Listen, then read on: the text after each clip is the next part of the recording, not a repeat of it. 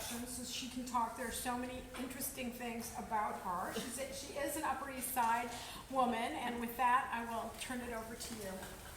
Yeah, and it's amazing to me. I keep saying it's amazing to me, like how kind and sociable they were on tax day at the post office. That's generally not the mood. I wanted to avoid it. So. Yeah. But yeah, I'm Eileen Seth Carter. I wrote The Red Menace, How Lipstick Changed History, and I'm so local. Like, I grew up in 82nd Ward, and in the 70s now. I wrote this book. Before this, I had been both a beauty journalist. I had written for Allure, I'd written for the New York Times, Wall Street Journal, and also a beauty copywriter, which means I had written for companies like Bliss and Madame C.J. Walker and Shiseido and a bunch of other companies.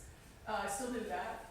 At any rate, so I sort of had an inside how the sausage is made look at lipstick. And it was fascinating, and I'd always loved dressing up. I always loved wearing lipstick. I kind of started the book on a whim because I thought it was a good subject, and the more I researched it, the more fascinating it was to me, and sort of the more it was really just a lens to look at American history, particularly American history about women or gender nonconforming people, but certainly women's history. And it was just such an interesting lens. And one of the things I discovered when I was writing the book is just how much mythology is out there, what we believe about lipstick and our wearing lipstick versus what actually happened. And so I often start off by asking audiences, like, who do you think the first first lady was to wear lipstick in public, or lip color? A first lady, name a first lady. Adams. You're close. That is the closest I've ever had someone get. She was very fashionable. It was actually this girl, this clever gal. It was Martha Custis Washington.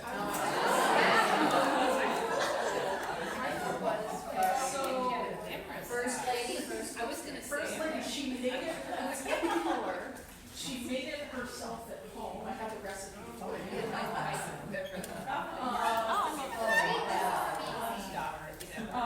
And that's one of the things is we think American women started wearing color cosmetics much later than they actually did. And so I was one of the things Actually, that it was healthier then than it is now, that's for sure. that's a question I get a lot, and I'll go into that a little later. I do not recommend making this at home. It's highly illegal because spermaceti is actually the earwax from whales. So if the lard doesn't do you in, or the raisins, do not recommend making this at home. But it's there for you. It's in the book. One thing I was just really fascinated by is we tend to think that American women started wearing cosmetics much later than they actually did. And so, for example, I always bring up like the Old West. And if I ask you who wore lipstick in the Old West, you'd probably say saloon girls or sex workers or, showgirls. This is the image we conjure when we think about, what did the Old West look like? Good girls did not wear makeup, and women who worked in disreputable saloons did. Whereas, this is an actual saloon. This is an actual photo of saloon girls of the period. I defy you to find a wrist in there or an ankle. They did not wear makeup. There are a few reasons for this. Namely, it was super impractical. It was expensive. And if you worked, a manual labor job, which, being a barmaid certainly was, it really just didn't last. It wasn't good. And it was just expensive and something you probably just didn't need. But that didn't mean women were not interested in it, and it didn't mean that the average woman wouldn't have worn it if she had the opportunity and the occasion. I found this in a newspaper from Chickasaw County, Iowa. I think this is the 1850s, around there. Over a dozen, where they visit a Paris atelier, and they're so impressed it ends up in the newspaper. And they describe it, the consumer fantasy of one Paris atelier and its enormous range of colors, over a dozen different shades of rouge, and lip colors, which were the finest and most artistic makeup of all, and also the costliest. So, middle class women were wearing it, and there was already this like beauty press. There was this already this consumer fantasy about like having lipstick and having an occasion to put it on and go out. So we think of Victorian women as not wearing makeup. Generally true? Lies. This is Madame X. You can visit her right down the street. I always love pointing this out. Look at the tips of her ears right here, and the tips of her fingers. Then notice her lip. She's covered in makeup. She is covered in something that is called enameling. And that's literally what it sounds like. It is enamel, like you would use on your nails. And this is very upper crust. This is very fancy, because you cannot wear this if you have to do something so, dull as picking up a child or doing a chore, because it would literally crack. Oh, God. What drag queens call face crack. But this was a very popular, this was the hottest thing going for the upper classes, for some of them. It gave you this marble skin tone, you wanted this perfectly even marble, just about dead skin tone. And they would a good artist was even painted, all white and then a vein, so you looked human, so it gave you this statue look. And the tips of her ears are not done, and the tips of her fingers are plain. You can obviously see this in better detail over at the net. They'll be happy to show it to you. But this is John Singer Sargent, and this is just the height of Gilded Age fashion. So women, fashion-forward women, upper crust women were wearing makeup in those days. So what was this enamel made out of? I mean, it sounds dangerous. It was probably lead paint. It Oh, was enamel. wow. Yes. Lucy has a question. Yes. I just wanted to know, would I have appeared wraith-like, like a Yes. ghost? Dead. Yes, there's, You can't have it's a wonderful scholar who's done some work on this, but it is a very toxic, again, not something I recommend trying at home. It was a very toxic process. It took hours, but the dressing of this era, you look at her handstand waist in that corset, and she's probably, she's not breathing much, and she's not going anywhere very fast. The ideal was they had Americans had really just discovered Rodin statuary, that white marble, which actually turns out was painted. That's what's going on at the Met this week. But they were really struck by the simple beauty of this flawless white skin. And the idea of tanning doesn't come in until the 20s, and that's something Coco Chanel, one of the things she introduced. But both of these things, the white marble skin, obviously has racial overtones, but it also is very much about this idea that you do not work, you do not do manual labor in the sun. So it's a very fancy, upper class expression. I've been watching Gilded Age, and you will notice they're never without a hat or an umbrella. You really And just gloves. And and gloves. gloves. Gloves was a big thing. yes, you Because never your hands with that hand work, yeah. Yeah, so it was really about having this flawless look, and they would literally just start again, paint from the bottom up. And this stuff is very toxic. It is very bad for the skin. And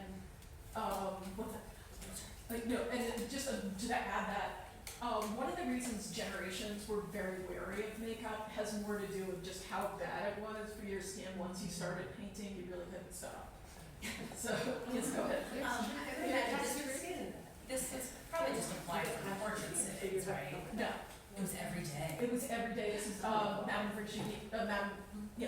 Virginie Gaufray, who was a socialite. She's supposed to be the most beautiful woman in You the would world. walk around with this on you. Yes, it's called enameling. Wow. And they were enameling parlors. Oh, So this was not simply done. She has a method of it, and she had a lavender powder that went on top to make her skin appear brighter and whiter. And like I said, you can see the tip of the ear, maybe a little at the nose. When you see it in person, it's very. But this was a process that women How long did. did it last? You did it every day. You did it every day. Yeah, I mean, this was before foundation. Right. They Or- just had some, ladies in meetings, so most of them. They have ladies' maids. Yes. There were artists who did this, who specifically did this, but there were also ladies' maids. Sure. And you cannot dress yourself in a corset. Like, trust me, I'm Sure.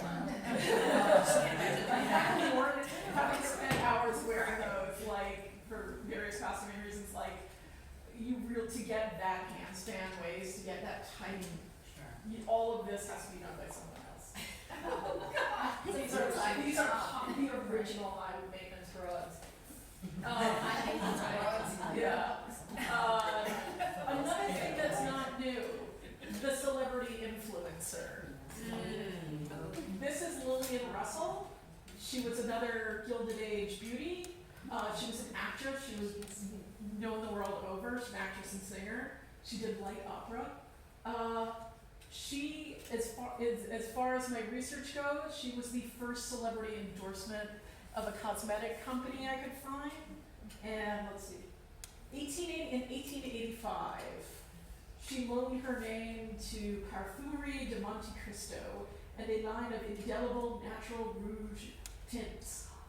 So the celebrity influencer, not at all new. 1885, perhaps because I kept shouting it out like on social media whenever I find someone. I was like 1912, and I was like, holy cow, 1885. So yeah, she was a great beauty and a great fashion plate. She was, she dated billionaires. She had a golden bicycle. She Lillian Russell. I don't know whether or not That means she arrived. yeah, no, and she suggested exercising without a corset, which was just scandalous. Okay, so why do women wear, American women, how does it spread? How does it become regular? This woman takes credit for that. I don't entirely believe that, and I'll go into that in a second. This is Elizabeth Arden in the Round of Fabulous Hats. So that is the Elizabeth Arden of the House of Arden. Her company takes credit for it. The red door. The Red Door, yes, the Red Door. She is tremendously influential, and the House of Arden was like immensely helpful and lovely when I was writing this book.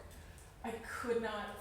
This is one of our most popular myths, and I could not find any justification for it. I could not find it in the newspapers.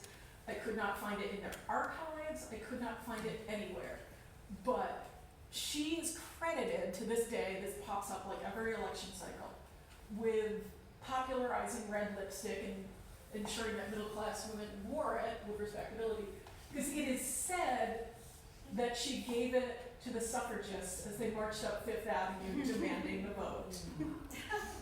It's a great story. I love that story. It's a lie. I can't say it's a lie, I just can't find any proof that it's true. So if you need it, keep it. But I just couldn't find any justification for it, and if you're familiar with this, I got very familiar with the suffragists. My next book is going to go into them even more. I just couldn't find sort of any justification for it. Women like this, women who would have gone to Arden to begin with, were society ladies. They would have been on Mrs. Vanderbilt's list. They were already wearing lipstick. Here's what the difference is. Here's when most women start wearing lipstick. It isn't one entrepreneur, it's this. The tube. This is 1917 from Newark, New Jersey by William Kendall. This is the patent for the modern tube. Before that, lipstick, it might not even have been a stick.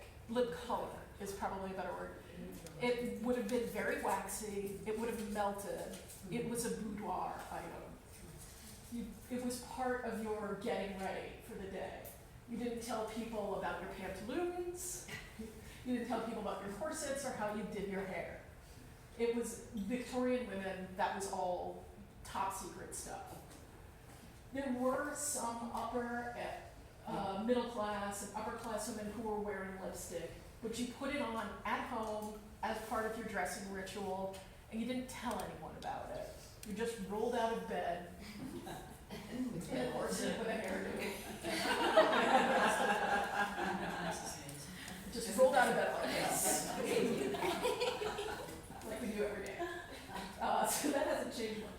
But also just taking it anywhere was a mess. Yeah. It melted, it would ruin, if you had a purse, if you had pockets, it could, just the heat of your body, or it was What's just, the lasting power of the early it's lipsticks? wax. So how long would they stay on? I don't know, that's a fair question, but the answer is I don't know. Okay. It was probably more staining than, Sure. cause it had, in those days, the red color was made from cochineal, and cochineal is ground up beetle shell. Which is through history, one of the reasons you see red more often than anything is it was just easier to manufacture. But that was a natural It's a substance, natural dye. which is better than what they've been using in more recent years. Yes and no. Anyway, so this is the thing that really changes things. And another thing I have to add on here about women, it wasn't women wearing lipstick, it was women reapplying lipstick. That is the huge change that we get going into the 20th century and after World War I. Because we do think of like the 20s, everyone wearing lipstick.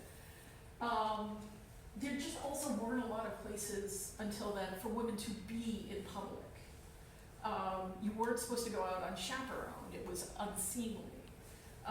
If you've ever been downtown to like the Old Town Bar, Old McSorley's Ale House, they don't have women's rooms. Their women's rooms are converted. Men's rooms, you can still see they have urinals. Because women were not supposed to go out unchaperoned. One of the things that was a huge change for that is the invention of the department store around the Civil War and the ladies' room. The ladies' lounge was a huge invention that freed women to go out and have somewhere to go unsupervised. And just at this time, more women are in the workforce and the population becomes more urban. You get a mix of women. It becomes younger. And so you get more women just out in the world doing things. And so by the time we get to the 20s, we think of lipstick as just an everyday item that women have and you must wear, like you wear a hat or gloves. You wouldn't go out of the house without pants on, so you wouldn't go out without your hat, your gloves, your lipstick. This was now just de rigueur for femininity. It becomes so popular so quick, it just becomes this shorthand for womanhood. And it's very modern, and younger women are seeking modernity. This is a huge thing. And part of the reason for that, part of the normalizing factor, is just the movies. The movies, mass media becomes a huge thing. We get movie magazines, we get fashion magazines, we have this giant press. And if your mother didn't wear lipstick, for example, which is if you're a young woman in the 20s, it's entirely possible. You learn how to do it, how to put it on. And it becomes part of like things that you're expected to do as a woman. Catch a husband, have a family, wear lipstick. There's no way you're gonna get the other stuff if you don't wear the lipstick. So, and we associate it becomes aspirational. We associate it with movie stardom. This is Barbara Stanwyck, it's one of my favorites. So by the time we get to the Depression, and this is the Depression, this is 1931, I think this film was made. This is one of my favorite movies with her. It's called Babyface, and I've given this lecture before, and I'm always excited to be like the only person lecturing on lipstick, including John Wayne in the lecture. That's John Wayne on the right, a very young John Wayne. Very young. Yeah, just after he was Marion Morrison. So we tell women, it becomes so much a part of our etiquette of womanhood, that we're telling women, like, now it's the Depression, more women have to work outside the home than ever. And to the point where Good Housekeeping says, when you get out your diploma and your references and set out to lay siege to the business world, you should also give some serious consideration to the impression you make physically. Don't rely on personality, the fact you were an honor student. I don't care if you're smart and fun. Agree? This is the 30s. Lipstick is now so much a part of who we are and how our perceptions of women and, telling women what they want. It's become so part of America that by World War II, if you picture in your head Rosie the Riveter, she's got a red lip. And the red lip, it becomes fairly this sort of propaganda, this morale booster. And one of the reasons for that is that the Axis powers, the fascists, outlawed makeup. So American gals were like, we can have as much makeup as we want, because freedom, so suck it. So it becomes this absolute, unifying, morale boosting thing. And even the ads become very patriotic. I was a huge fan of this particular company. Their ads, it was run by a woman named Constance Luft Hahn. And they had these wonderful ads, and also I'm a copywriter, and the idea of having that much space, you can't think of anything that's longer than a sentence these days. Maybe not even that. And Tanji advocated beauty, glory of women, freedom, glory of nations, protect them both, buy war saving certificates. And wear lipstick. She's on the wing of a plane, about to launch off, wearing lipstick. May I ask a question? Yeah. This Tangi is still in production, Yes. and because I've seen it in. It's in Vermont country store. Yes. The only place it's in, yes, and I have a personal obsession. They are so secretive. I really wanted to talk to someone when I was writing this book about Tangi, Yeah. because I think Constance Luft Hahn and who ran the company, she inherited it from her father. They were a huge company for years. And they were sort of like the first color-changing lipstick. And their ads from the 20s to the 50s are just gorgeous. And very of the moment. They were very tapped into whatever was going on. They're so secretive. They would not talk to me. They didn't return my emails. But yeah, there's only one place left to get Tangi that I know of, and it's the Vermont Country Store. Do you think it works? I think it does. It reacts to the pH in your skin. So I could have green lipstick or something. It'll start out green and then it'll turn red because you have whatever.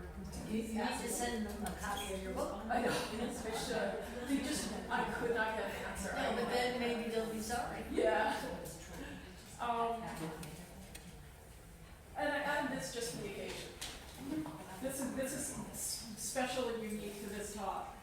This is Oveta Culp. She was a Junior League member. And she was the founder of the Women's Army Auxiliary Corps in World War II.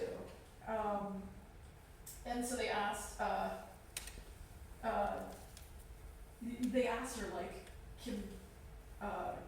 women needed lipstick so much, and it was the first time they had served in the military, in an official military capacity, not nurses or secretaries or anything like that, but women were actually in uniform. So they said, if lipstick was more of a rarity for their mothers and grandmothers in World War I, it was clearly now so much a part of public appearance that it would have to receive the official okay. Head of the WACS and their feminine West Point in West Des Moines, Iowa, Major Mrs.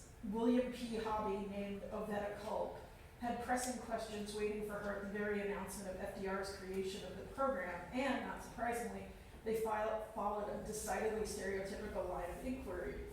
There are a great many details in setting up the Corps to be decidedly worked out. Is lipstick essential to feminine morale?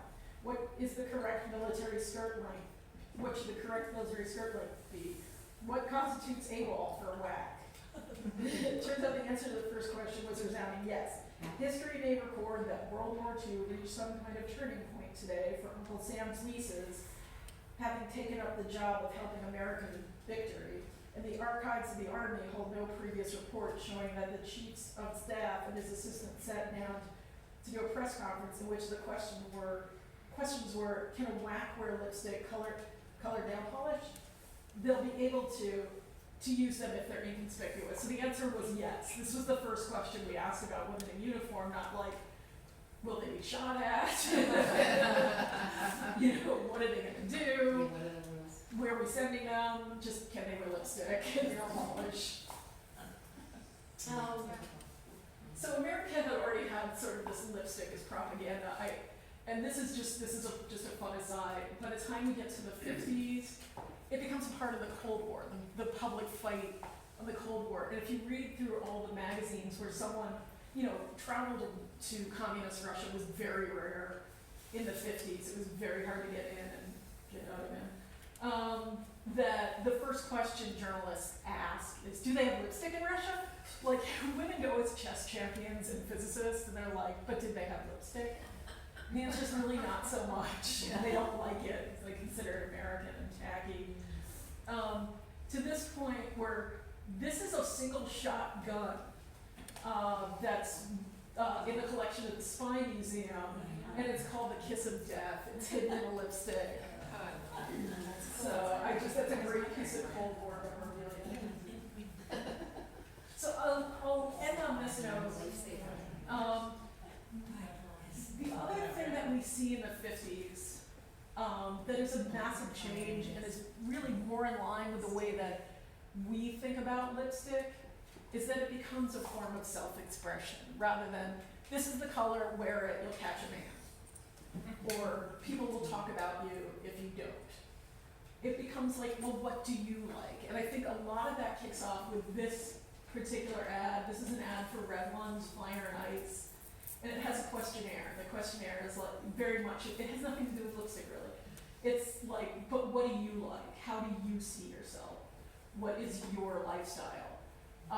And this is actually a major change in the way we advertise from then on. Like, for the next 10, 20 years, people will be chasing this kind of advertising, this kind of success.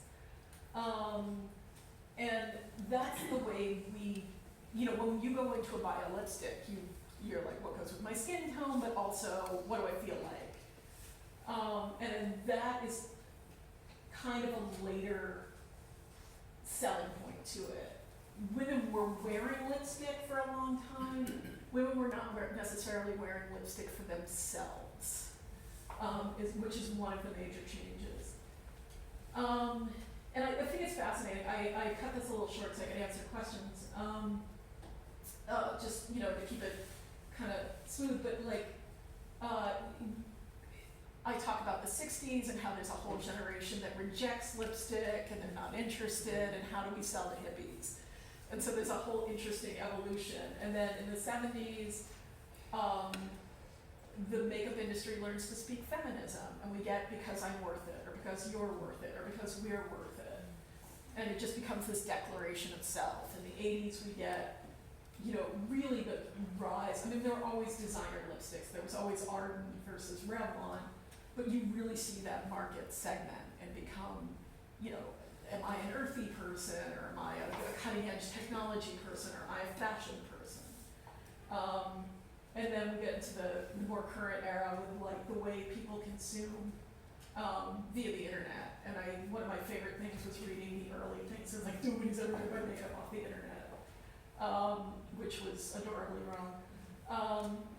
But I think one of the things that just fascinated me was it just was such a great portrait of the American woman and what she was doing in every era. And, lipstick, as much as I just love it as a lipstick wearer, it really just was a fascinating capsule of America, and I start before the revolution. I found an ad for it in a newspaper that was owned by Benjamin Franklin.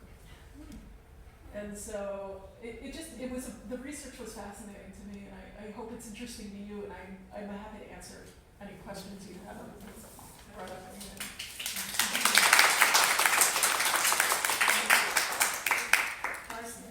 Okay, to what degree did nail polish and lip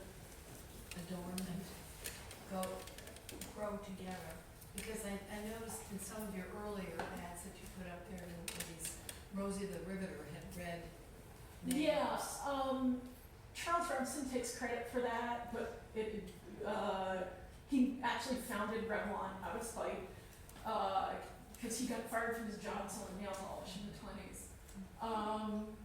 The enamel, there are very early nail colorings like henna. Nail enamel comes in actually with the car because it's the same paint. So somebody before Charles Redson or the Charles Rep, it's like Elizabeth Arden, like he took credit for it, but they come up together pretty, you know, with mass production and just the availability of the chemistry for it. Well, I think that's what he's credited for, is really to bringing it to the masses, mass Yeah. production. That's what Reston's. Yeah, he started with a nail polish company that was Yeah, not I knew Revlon. that. Yeah. Who circulated or put out there those tiny little, like a bullet, colors of lipstick? I remember my mother having it. Oh, a lot of people sampled that way. It's actually the lipstick Yeah, it was a part is still sample. called the bullet. It was like it was gold bronze, and I remember all different colors and having fun like. Oh, I It don't was know. tiny little ones. They were really It could have tiny. been Yeah. Avon. Yeah. Was it Avon? It could have been. A lot of people sampled that way. I think my first lipstick was like a little L'Oreal. Right, really little tiny. tiny. Yeah. Yeah. Yeah, I don't know. I mean, one of the things people send me to look at all the time is lipstick cases, which are a work of art unto themselves. Like they were very elaborate, or they were, you know, tied into a promotion of some sort. Yeah. And then your research is based on American, but wasn't all the women in Europe wearing lipstick? Yes. Actually, very interestingly, during World War II, I am just an American Studies major, so it was easy to do. You know, the world over is full of fascinating stories, and it goes back much longer. And Americans, you know, in the 18th century, people in the courts of Europe, men and women wearing makeup. And Americans, one of the ways Americans distinguish themselves very early is ditching makeup. You know, the powdered wigs took slightly longer, but the makeup was gone. Because it was seen as more democratic. During World War II, one of our first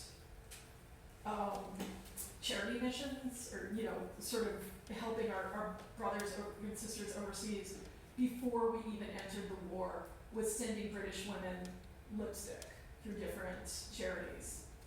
I think we even sent some to Elizabeth and her sister, to Queen Elizabeth. And it was just, they were not, there are a lot of articles, they were, women in Britain and women in France were very upset because, like, they ended lipstick production for the war because they had to retool and make, you know, bombs, gas masks. So they were using, like, beet juice and boot polish and big just realness lipstick. And we were sending it over as like morale boosters to them. It was, you know, the way you would send clothing to. I'm surprised they didn't use more berry juices or something. They might have, yeah. They were, I think British women were using, they were very upset at the loss of nylon underwear and lipstick. And they were using whatever they could get hands on. And even in America, we had to retool slightly. We had to reformulate the lipsticks because supply routes were cut off. So they weren't importing from France, so for example. So we turned to Latin America and New Zealand to get lanolin and things that went into lipstick. And your point about men not wearing, it's interesting because now men are beginning to wear makeup again. And also getting into, you know, facial creams and a lot of things that women do. Yeah, I worked on some articles about whether makeup will ever catch on with men, you know, straight men, and any makeup that men tend to consume tends to be more corrective than expressive. Like, you know, you'll own 25 lipsticks and not think twice about it. You know, like, this is my spring one, and this goes with that sweater, and, you know, we love that. Whereas men are like, what kind of hungover? Is there anything, you know, I can sort of put on a little concealer? How can I hide some concealer in a lotion? But it's more acceptable now than. It's more acceptable.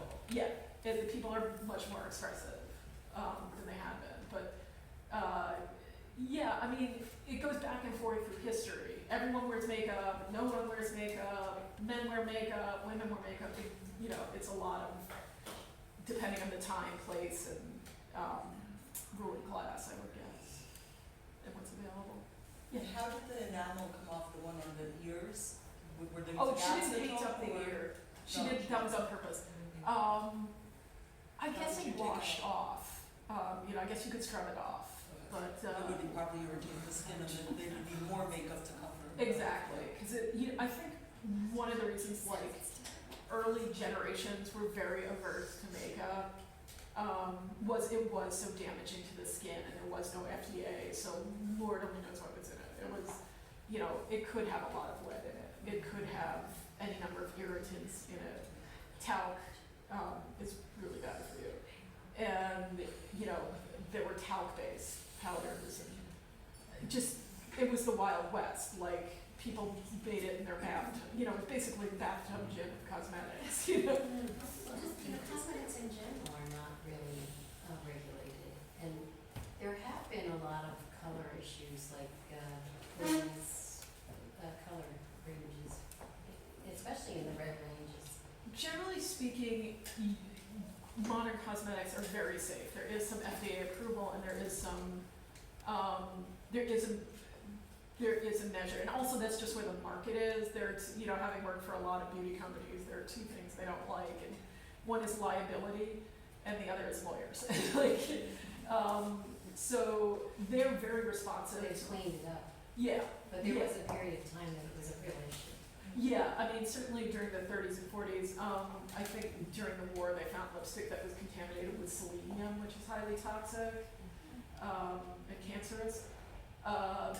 Generally speaking, most widely available makeup is pretty clean, because one, consumers demand it, and two, it just, the companies just don't, I spent more hours of my life than I care to think of, like, dealing with regulatory, what I can say and can't say, yeah, Two questions. yeah. Is it true that lipstick bleaches your lips out? And secondly, where is most of our makeup made? Here in the United States? Or is it The farmed first- out to China or something? Lipstick, makeup is made everywhere. There is some U.S. manufacturing. Germany is a huge manufacturer. All of MAC makeup comes out of Germany. I happen to remember that. A lot of companies are based in America. It's because you don't pay import taxes. It's made all over the place. There is manufacturing in China as well. And South Korea has a huge beauty industry as well these days. I don't believe it bleaches your lips. It may be drying, but there is, I don't think they would put anything that's caustic in it. The Kylie Jenner lip kit. I have to go there, so have you studied that at all to see? I can't believe it was just her that made it so popular, or was there some sort of marketing behind that you, have you studied anything about that to see what's a popular item? Yeah, I was annoyed at Forbes for describing her as self-made, Right. which is what Governor Ann Richard used to describe as, she was born on third and thinks she hit a home run.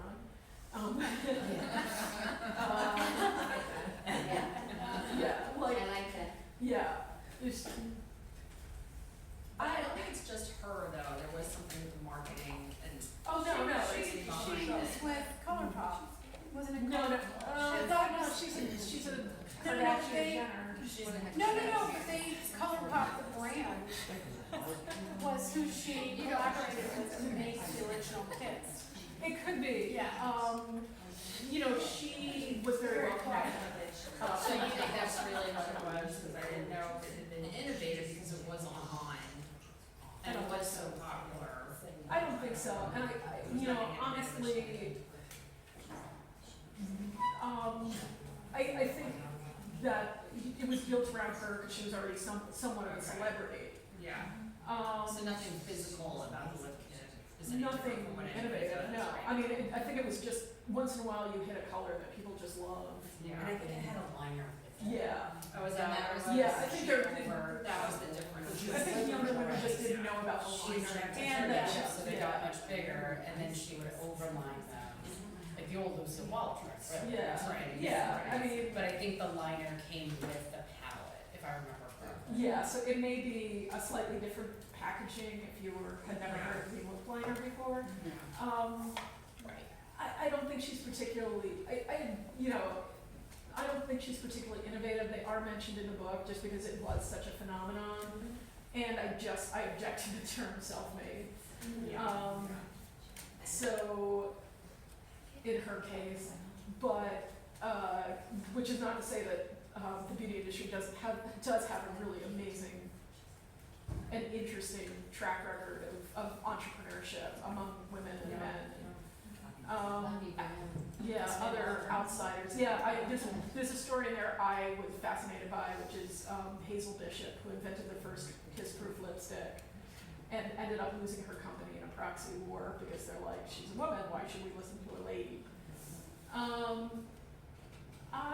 I don't think there's anything particular. I think it was just outside the marketing of it. Yeah, it wasn't a new formula. Have you found in your research a difference between the lipsticks in the pharmacy, between Reed's versus the Chanel's and the department store lipsticks? I mean, Price. yeah, price, packaging, you're paying for marketing, maybe a little more emollient. The Chanel lipsticks do smell wonderful. They have that lovely rosy scent. In some ways, cosmetics or certainly skincare is very highly regulated, and so you can't get more than 3%. It's not hyaluronic acid, retinol. You can't get more than 3% of retinoid in something. So there really is a limit to how much you spend. You may not necessarily be getting more. But it's consumer fantasy, and I have no objection. If that's what you love and that's what you want. Makes you feel better. Yeah. So I had a professor who wrote this wonderful essay about it. And he's like, it's a cheap high. You get a new lipstick and you're like, yeah, it's a good day. I got a new, I got that brick that I wanted or whatever it is. And the market allows it. So I have no objection to it, but I don't necessarily think they're tremendously better. I actually worked for Prescriptives Cosmetics, which was part of Estee Lauder years ago, and so Lauder had Clinique and I think quite a few brands. And I was really disillusioned to find out when I first started working there that pretty much all of them were made in Maspeth, New York. Yeah, and that's what In this one big factory building, and then they just sort of they used it all. They used all the same stuff pretty much across the brands. That was just Estee Lauder.